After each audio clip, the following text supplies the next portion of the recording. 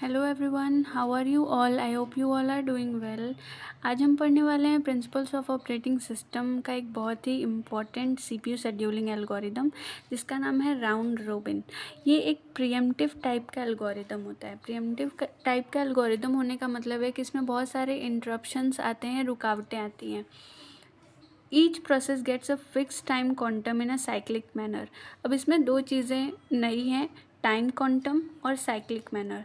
Time quantum का मतलब है कि इसमें हम हर एक प्रोसेस को एक टाइम क्वांटम में डिवाइड कर देते हैं, मतलब हर एक प्रोसेस को इक्वल टाइम क्वांटम में टाइम क्वांटम दे देते हैं और एक साइक्लिक मैनर में चीज़ें इसमें चलती हैं। जैसे अगर P1 है, उसका जो बर्स्ट टाइम है वो 10 यूनिट उसको चाहिए, तो हम 3 यूनिट ही उसको देंगे। अगर टाइम क्वांटम 3 है तो 3 यूनिट ही देंगे। उसके बाद जब 3 यूनिट देने के बाद जो 7 यूनिट बचेगी, हम उसको आगे साइकिल में कंटिन्यू करेंगे। इसके एडवांटेजेस हो सकते हैं suitable for time sharing systems और फेयर फॉर ऑल प्रोसेसेस। जैसे FCFS में हमने देखा था कॉन्वॉय इफेक्ट, उसका डिसएडवांटेज था। तो इसमें हम हर एक प्रोसेस को इक्वल टाइम इंटरवल देते हैं, इसीलिए इसमें कॉन्वॉय इफेक्ट जैसी कोई चीज़ नहीं होती है। डिसएडवांटेज हो सकता है too small time quantum cause overhead. हाँ, अगर बहुत कम हम टाइम क्वांटम देते हैं, अगर हम ऐसे किसी प्रोजेक्ट से डील कर रहे हैं जिसमें हर एक प्रोसेस को 10 यूनिट 20 यूनिट ऐसे चाहिए और हमने टाइम क्वांटम 1 यूनिट का दे दिया, तो फिर हमें वो साइकिल कई बार दोहरानी पड़ेगी और फिर वो चीज़ टिपिकल हो जाएगी। दूसरी चीज़ होती है too large leads to FCFS behaviour. अगर बहुत ज़्यादा हमने एक दे दिया उसको टाइम क्वांटम, तो फिर FCFS और इसमें कुछ डिफरेंस ही नहीं रह जाएगा। जबकि ये जो है एक शॉर्ट टर्म एल्गोरिदम हम बोल सकते हैं राउंड रोबिन को, जिसमें बहुत जल्दी हमें एवरेज वेटिंग टाइम मिल जाता है। अब हम एक एग्जांपल से समझते हैं कि राउंड रोबिन के क्वेश्चंस को कैसे सॉल्व करना है। अगर हम इस टेबल को देखें, जो कि हमें पहले से गिवन होगा क्वेश्चन में, ये PYQ का क्वेश्चन है। इसमें प्रोसेस दी हुई है कि हमारे पास कितनी प्रोसेस है, P1 P2 P3 P4 and P5। Total हमारे पास 5 प्रोसेसेस दी हुई हैं। अराइवल टाइम सबका दिया हुआ है। अराइवल टाइम ध्यान से देखिए, 1 2 3 0 एंड 4। हमें उस अराइवल टाइम को उस प्रोसेस को सबसे पहले रखना है जिसका अराइवल टाइम सबसे कम हो। तो अब हम इस केस में P1 को सबसे पहले ना रख के P4 को सबसे पहले रखें, क्योंकि इसका अराइवल टाइम 0 है, जो कि सबसे कम है। अब हम बात करें अगर बर्स्ट टाइम की, इसे हम एग्जीक्यूशन टाइम भी बोलते हैं और ये हमें गिवन है टेबल में 87954।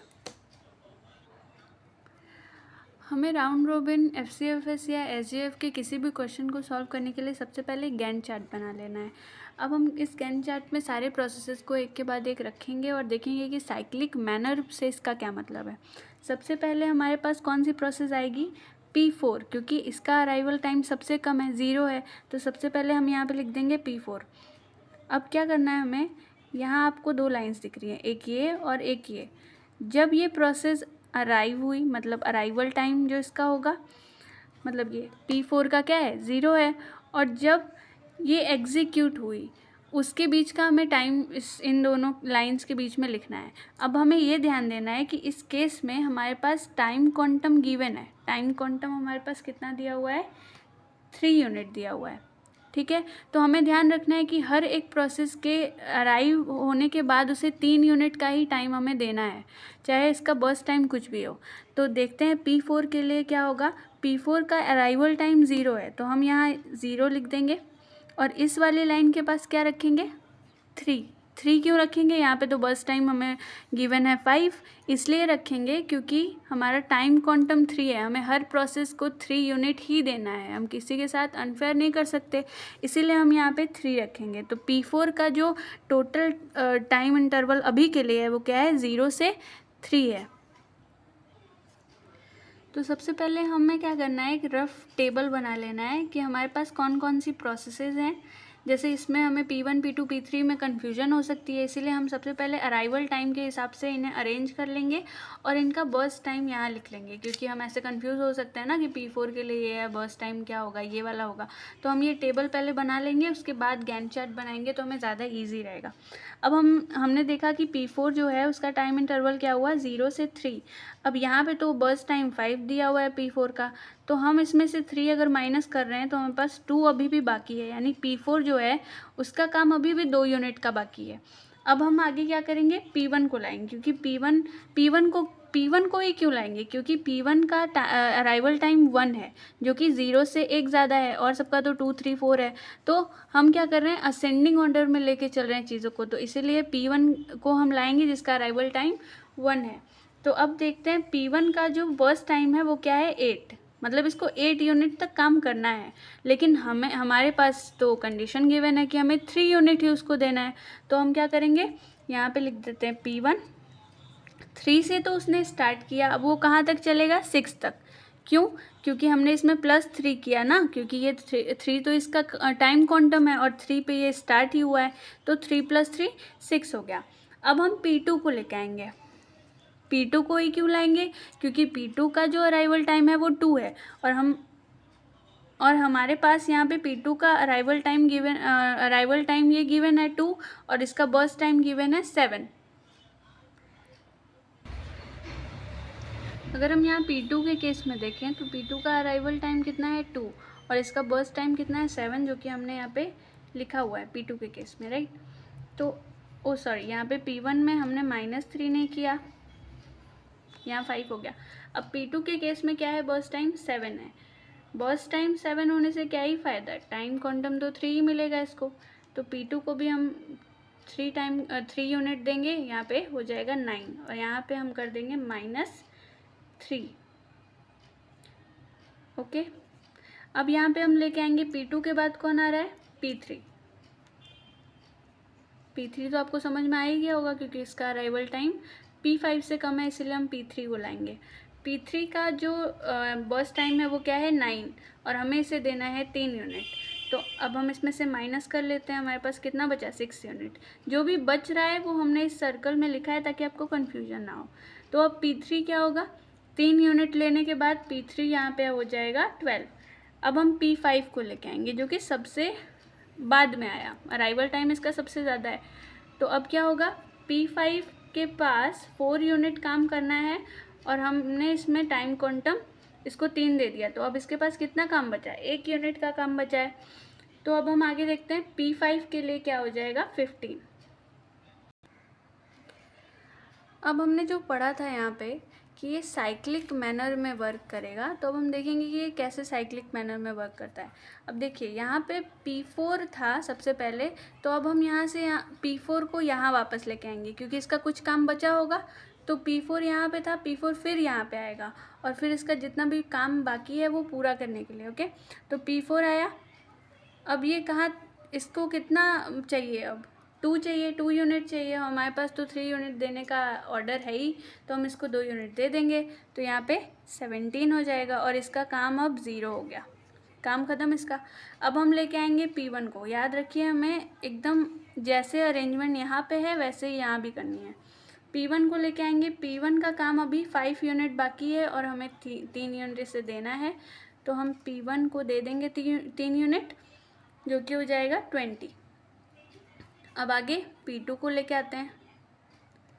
P2 को कितना अभी काम करना बाकी है, 4, यहाँ पे हम -3 कर लेंगे, 2।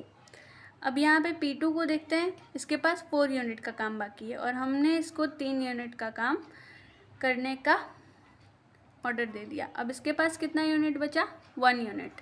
तो अब अगर हम इधर यहाँ पे देखें P2 के पास, तो अब यहाँ पे कितना हो जाएगा, 3 यूनिट दे दिया, तो 23। अब हम P3 को वापस ले आएंगे, यहाँ P3 को ले आया, -3, मतलब 3 यूनिट का काम और बचा है, तो P3 के लिए भी 26 हो गया यहाँ पे। अब P5 को लेके आएंगे, P5 का भी तो काम बाकी है 1 यूनिट का, तो ये भी इसको दे देंगे हम।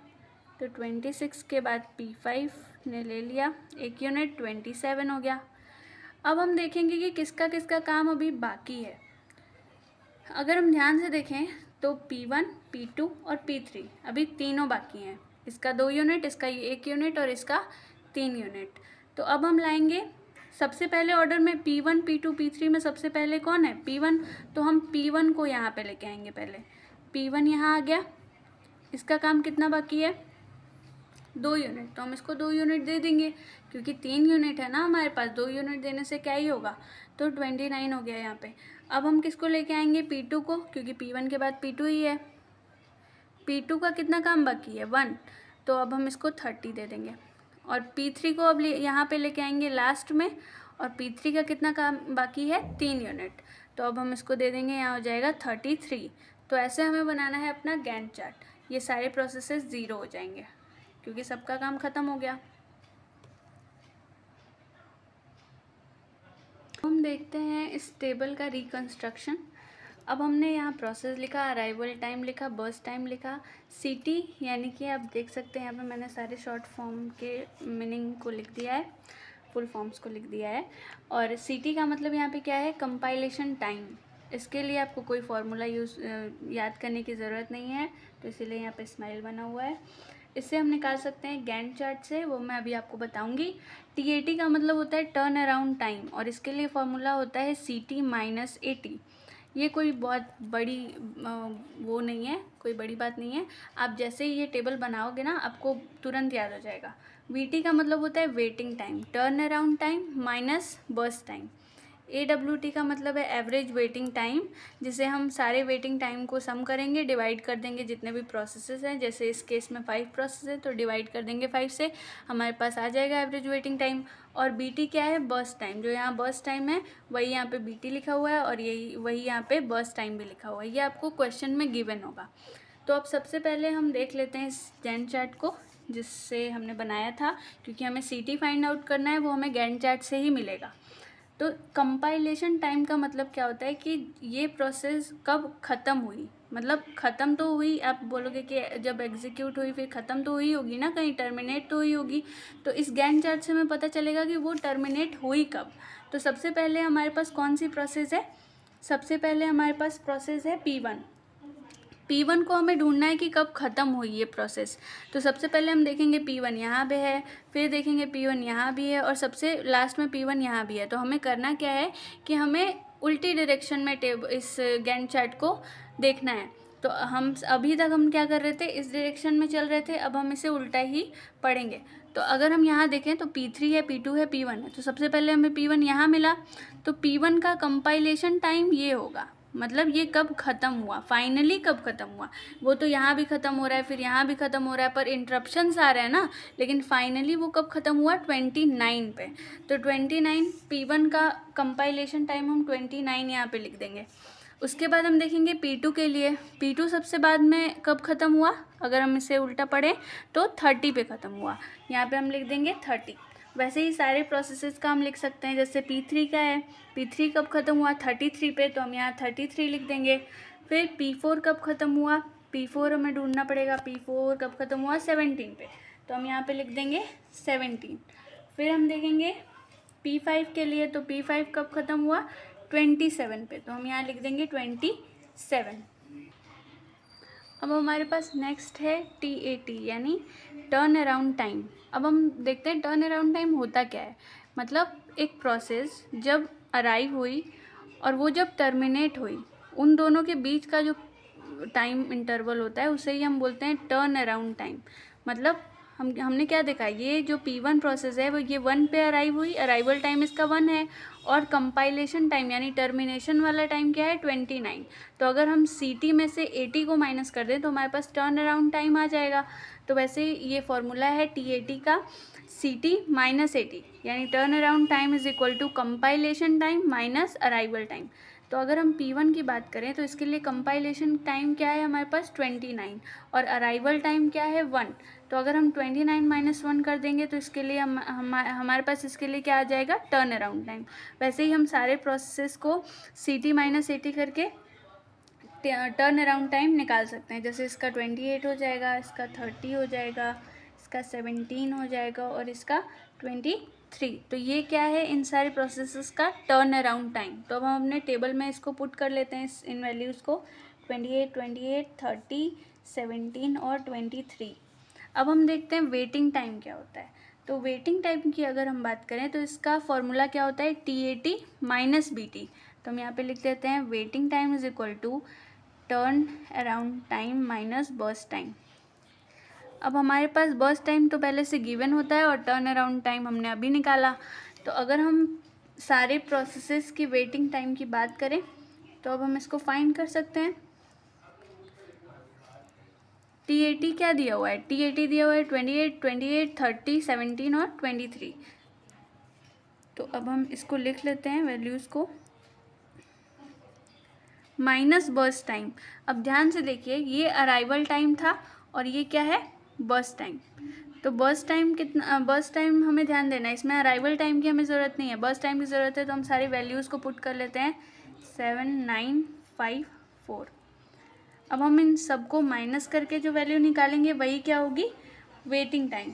तो अब हम लिख लेते हैं 20, 21, 21, 12 और 19। तो अब ये जो वैल्यूज़ हैं ये क्या है? हमारी वेटिंग टाइम है। तो अब हम इन वैल्यूज़ को पुट कर लेते हैं अपने टेबल में, 20, 21, 21, 12 और 19। अब हमें फाइनली अपना क्या निकालना है? एवरेज वेटिंग टाइम, जो हमसे क्वेश्चन में पूछा गया है। तो अब एवरेज वेटिंग टाइम का फॉर्मूला क्या होता है कि सारे वेटिंग टाइम की जो वैल्यूज़ आई हैं उनको ऐड करके जितने भी प्रोसेस हैं उनसे डिवाइड करना है।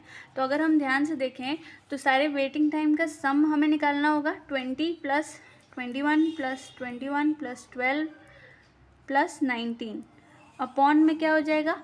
सम ऑफ ऑल प्रोसेसेस, मतलब 5 प्रोसेस हैं अगर, तो हम यहाँ पे डिवाइड किससे करेंगे? 5 से। अब हमारे पास जो एवरेज वेटिंग टाइम आ जाएगा वो क्या हो जाएगा? 93/5। और अब ये एवरेज वेटिंग टाइम क्या निकल के आ जाएगा? 18.6। और क्वेश्चन में अगर हम देखें तो MS में पूछा था, तो हम इसको मिली सेकेंड्स में लिख देंगे। तो ये हमारा जो एवरेज वेटिंग टाइम है यही हमारा फाइनल आंसर हो जाएगा। आई होप आप सबको ये वीडियो पसंद आई होगी। Thank you for watching.